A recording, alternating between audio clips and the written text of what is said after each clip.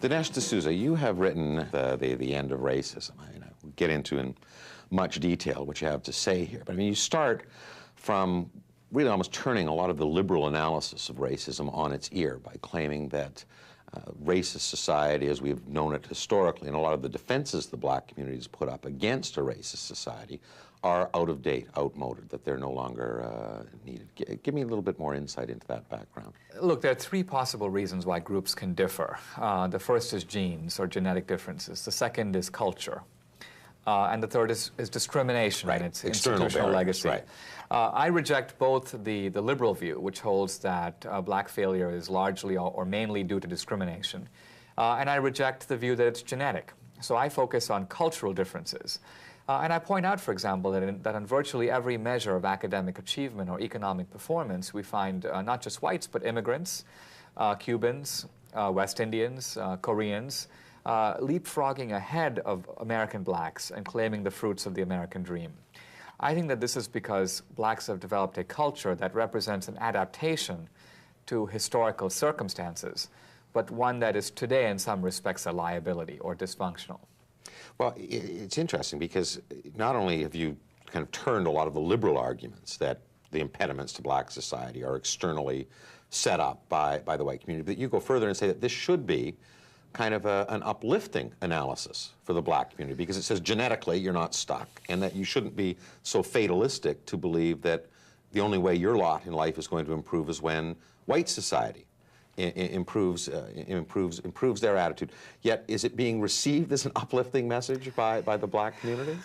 Well, Thomas Sowell, the black writer, says of this book that The End of Racism is a heartbreaking book because the truth is heartbreaking. It is a tough book, as I say, and yet it's a hopeful book because if our problems are in our genes, we can't do anything about them.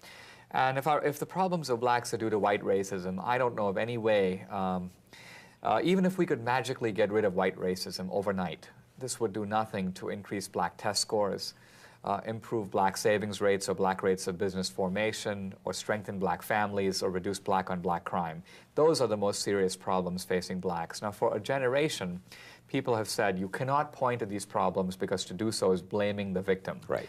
When Daniel Patrick Moynihan wrote his report on the black family in the 60s, the illegitimacy rate for blacks was 25%. He said it was a national tragedy, and people said, you're a racist, stop talking about it. And he did. He hasn't said a word about it since. The illegitimacy rate for blacks in the United States today is close to 70%. So when these problems are ignored, they metastasize, they become far worse. On the other hand, if they are recognized and acknowledged, I'm confident that they can be addressed. What caused that pathology or that culture that you document and itemize as what you see as the source problem?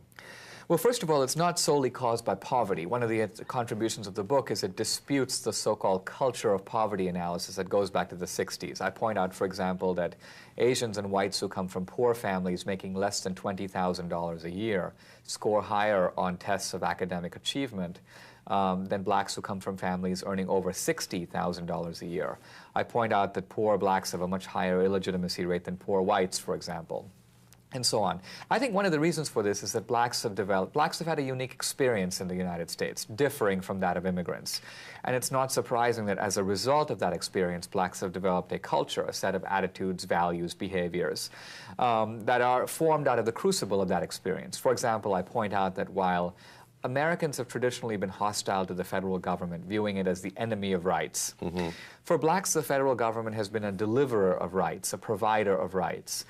It was the federal government that ended both slavery and segregation and played a crucial role in employing a lot of blacks in this century.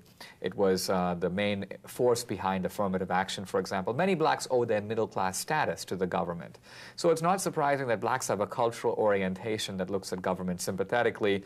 You know, we have recently this million-man march on Washington. Blacks always marching on Washington. Looking to the government for answers. Meanwhile, other groups are setting up entrepreneurial associations, rotating credit systems, and within a generation their daughters are valedictorians and they have moved to the suburbs. I think that we need to realize that the government is today not in a very good position to address these problems. It doesn't have the resources, and public confidence in the government is at an all-time low.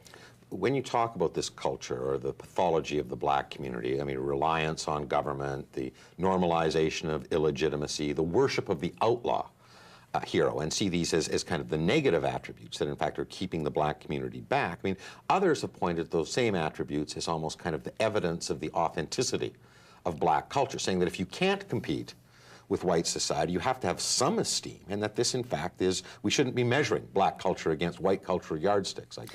Well, that's the legacy of cultural relativism, which is the main target of my book, which says, in effect, that all cultures are equal and no culture can judge another by its own standard, and culture should not impose their values on each other.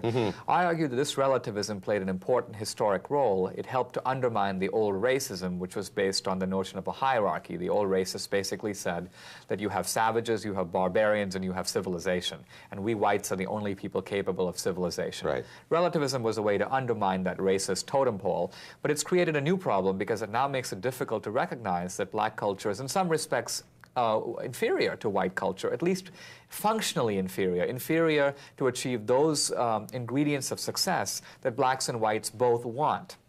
And so what we need is a project of cultural restoration that is aimed at improving study habits, strengthening families. I think the three institutions that need to be strengthened are the church, the family, and the small business. Those are the key to any restoration in the inner cities of the United States. There has been, though, in recent years, a growth of a black middle class. And so there has been advancements that have been made. There's no question there's a disparity between that growth of the middle class and what appears to be a permanent underclass. But why are some of the members of the black community moving forward while others clearly aren't?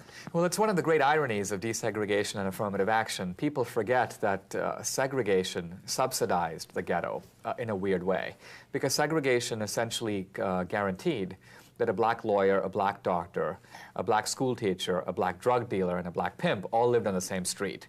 And so with the middle class being forced to live in the inner city, you had a semblance of middle class norms, even amid segregation. What's happened now is because of opportunities and because of racial preferences and so on, middle class blacks, those with skills and resources, have left. So white flight in the 70s has been followed by black flight. And middle-class blacks have taken with them valuable economic and cultural resources. So we have a seesaw effect. The middle class has gone up, and the underclass has gone down. The conditions of the underclass have become worse in the past 25 years. And it is that is now the most serious challenge for public policy and for American culture.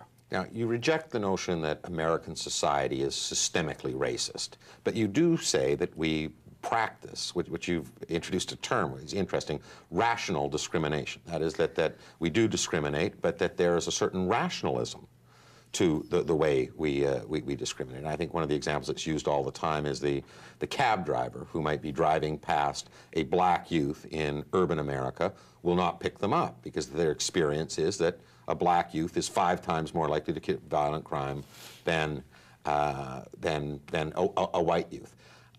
But that analysis, what does that do for the black youth who is law-abiding and isn't part of that underclass who gets passed by the cab driver? That's a very good question. And see, I think our debate on this kind of subject is terribly polarized and irrational now, because what happens in effect is that black activists say the cab driver is a bigot. Even if it happens to be a Lebanese cab driver or a West Indian or a Nigerian or a black cab driver, acting no differently than a white cab driver, they say, well, he's just internalized white racism. So the cab driver is presumed to be a bigot, and the cab driver presumes that the black activist is just crazy because he cannot understand that all the cab driver is trying to do is get home to his wife and family. The concept of rational discrimination allows us to say that we have a distinction to be made between rationality and morality. The cab driver is acting rationally. He is trying to protect his property and security. And the law-abiding young black who's passed up by a cab is appealing to morality. What he's saying is, I have a right to be treated as an individual based on the content of my character. To which the cab driver responds, I would love to do that, but frankly, I'm not in a position to get to know my customers personally.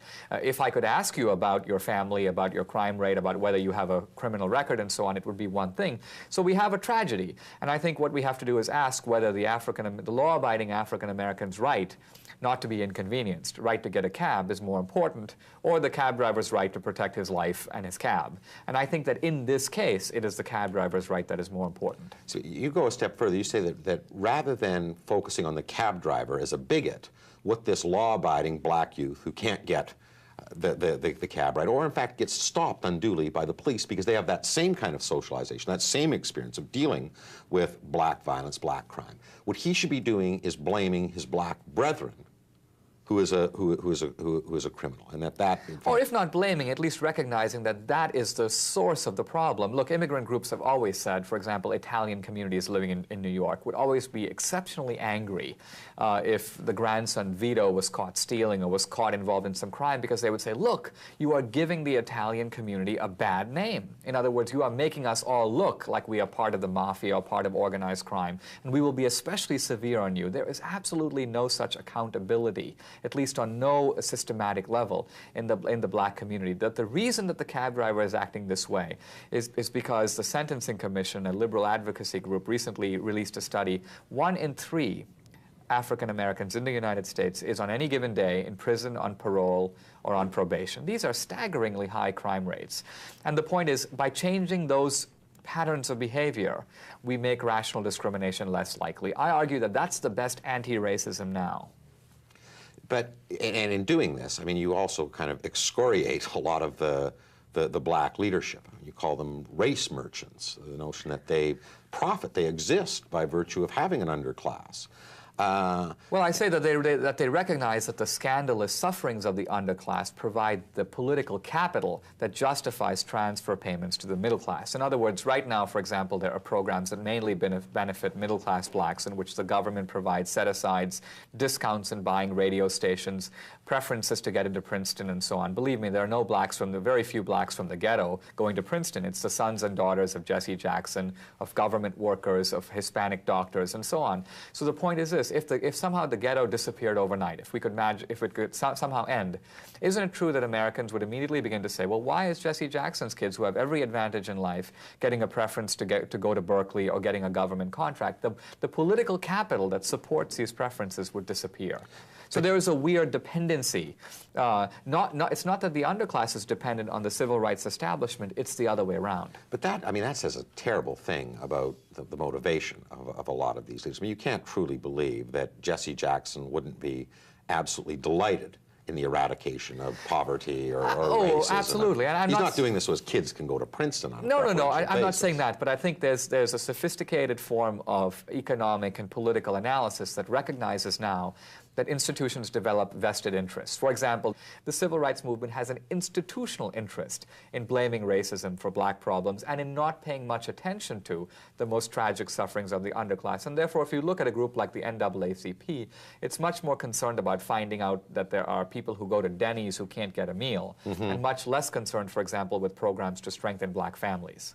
Now, you've obviously provided, you know, some intellectual depth to a relatively conservative argument. And as a consequence of, you know, the power of your intellectual argument, I mean, you're taking seriously whether people agree with you or not. I mean, do you worry, however, that some of the arguments that you put forward provide refuge for the true racist? I mean, there's some stuff in here that if I was David Duke, I'd be going, ooh, boy, now I've got a really, really good intellectual foundation for my otherwise, you know, creepy and repugnant views. This is what I call the sleeping with the enemy problem, that there's a sense that you should not make legitimate arguments because illegitimate use may be made of them.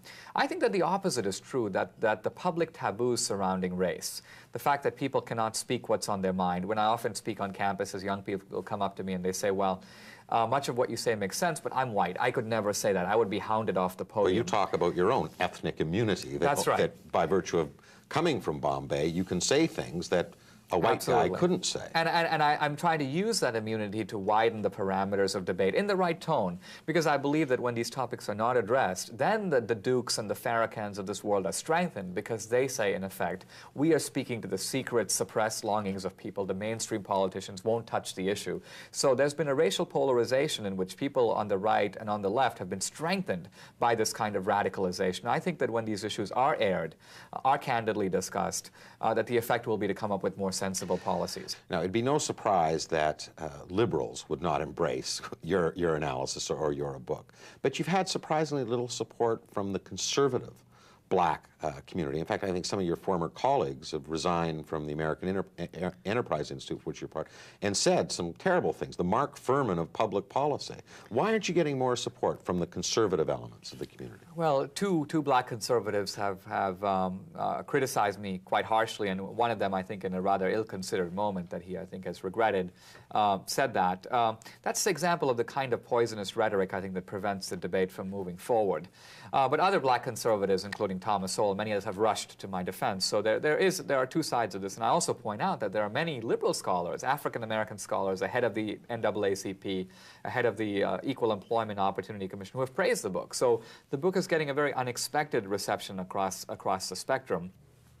Well, you do more than simply analysis. I mean, you're prescriptive at the end, and you talk about the fourth option, an option that hasn't been explored yet, where we should have governments who are race neutral, but we should allow the private sector to discriminate, to be free to discriminate. And you justify this, that this in fact will help black people. Again, help me with that particular. Well, actually, if you, I didn't begin the book thinking that, and yet then I discovered that ethnic groups in the United States have always succeeded by helping their own guys. Ethnocentrism in that sense is good when it is harnessed for gain. So if you look at the Italians, you look at the Jews, you look at what the Koreans are doing now. You go to a Korean grocery store in Washington, D.C., and you peek in the back, 15 other Koreans. It's one way that immigrant groups have overcome their historic obstacles, lack of not speaking the language, for example.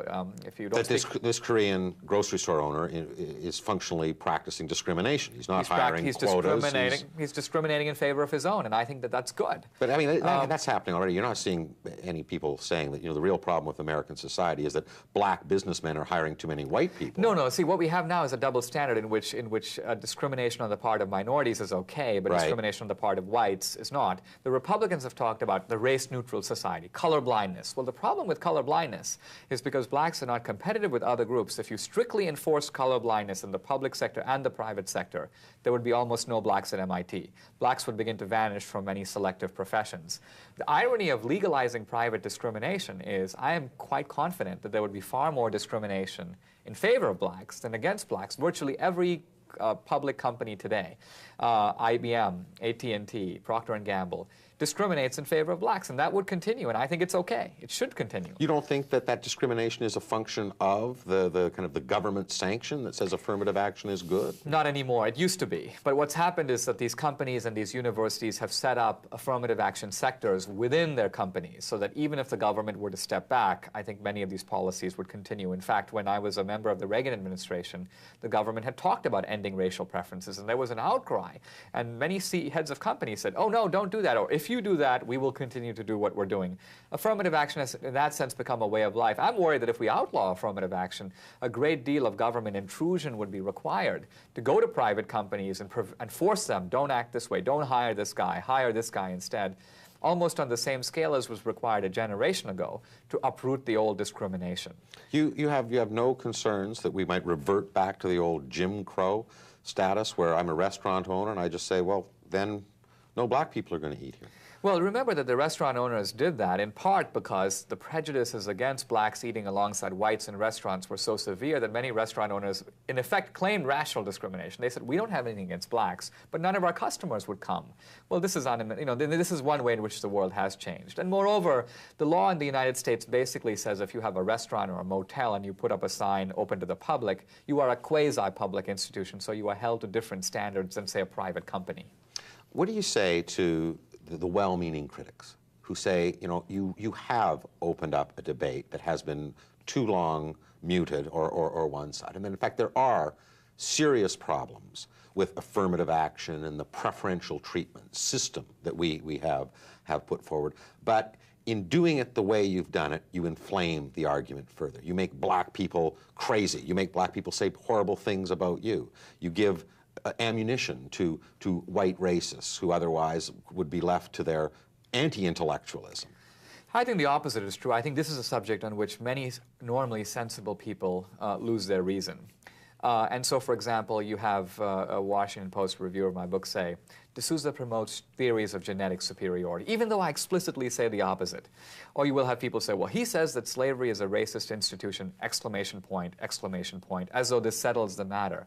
I make an effort in this book to address questions in a sober, in a scholarly tone, beginning with assumptions, then raising questions, and looking at evidence. Then a lot of interviews. I talk to black scholars, white scholars. I have a range of opinion in the book. So I think the book is exactly the kind of sober investigation that is provocative intellectually, because it takes things people, quote, know to be so, and says, is that really true? That's bound to generate a certain degree of angst and a certain degree of outrage. But I think that the dust will settle on it, and when people dispassionately view it, they will see that a lot of good has been achieved. So the book is a form of shock treatment.